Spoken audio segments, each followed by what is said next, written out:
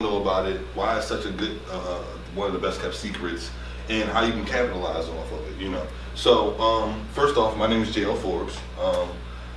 I've been working on business credit for, I would say, over about 7 years, and I went through something similar to what most entrepreneurs go through. You go through a block in the wall, and it's just like, I don't know what else to do to get my business to that next level.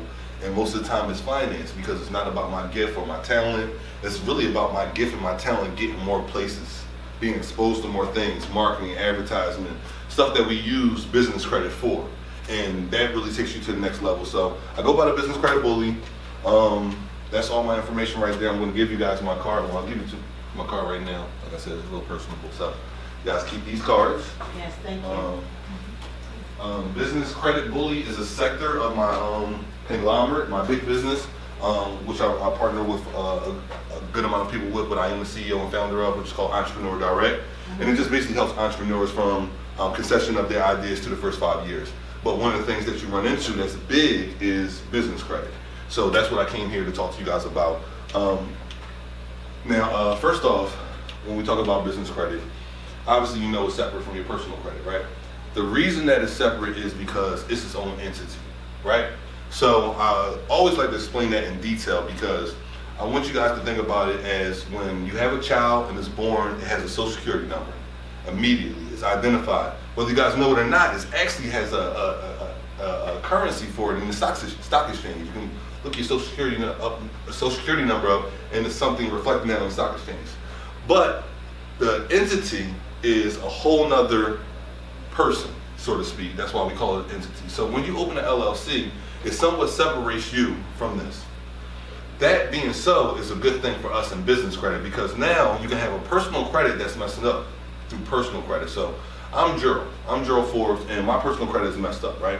But Choice Realty Group as a business is in great shape. It looks fine, right? Oh, okay. You see what I'm saying? So it's very important that people understand that you are not your business.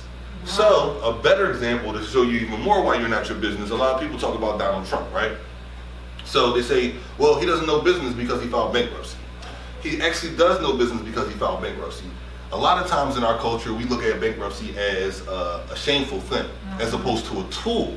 It was put here to be a tool, but a lot of times when we utilize it, it might be we went crazy on Macy's, or we did something that was irresponsible. These individuals in business might have had a casino, right? Maybe a casino for 30 years, successful. Who can really predict a whole area going down like a city, right? That has nothing to do with business. When you're successful for 30 years straight and they gentrify a neighborhood and no longer your demographic is there no more, that has nothing to do. So instead of losing the money, what he says is, I'm not going to lose the money. I'm going to liquidate what I have off top of it, and I use about such and such $1 million in business credit and loans and stuff like that to take care of this. What I'm going to do is I'm going to file bankruptcy, and I'm going to give you these slots back, I'm going to give you these tables back, I'm going to give you this building back, and now how much do I owe? And then from that, I'll talk to my tax attorney and he'll write out the rest. You get what I'm saying? No, I don't. So for example, when you file bankruptcy, Right.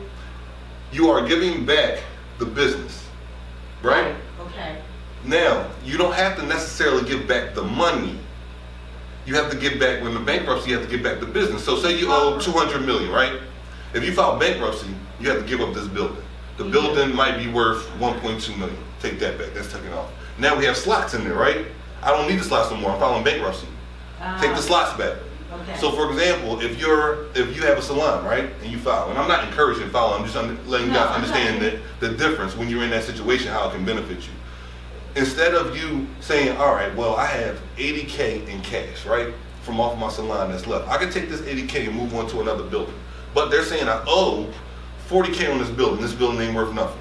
They saying I owe, you know what I mean, all this stuff like that. No, I made $80K. This is messed up around here. My clientele is all the way over here. You know what? I'm filing through this business, not personal filing also. You're not filing as an individual. Your business is filing bankruptcy. Okay. You see what I'm saying?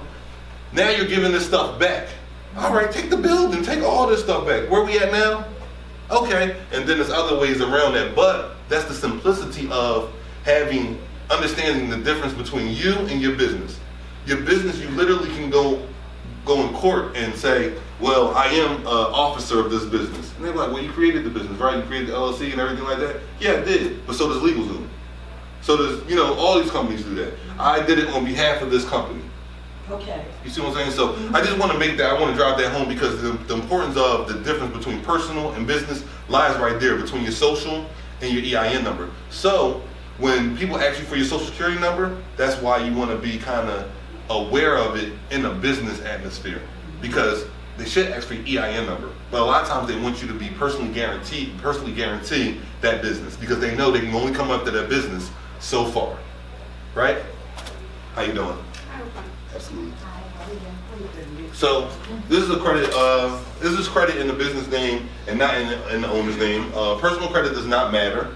The company's ability to pay is what the credit provider cares about. So it's just about your ability to pay what you borrowed back. That's all they care about.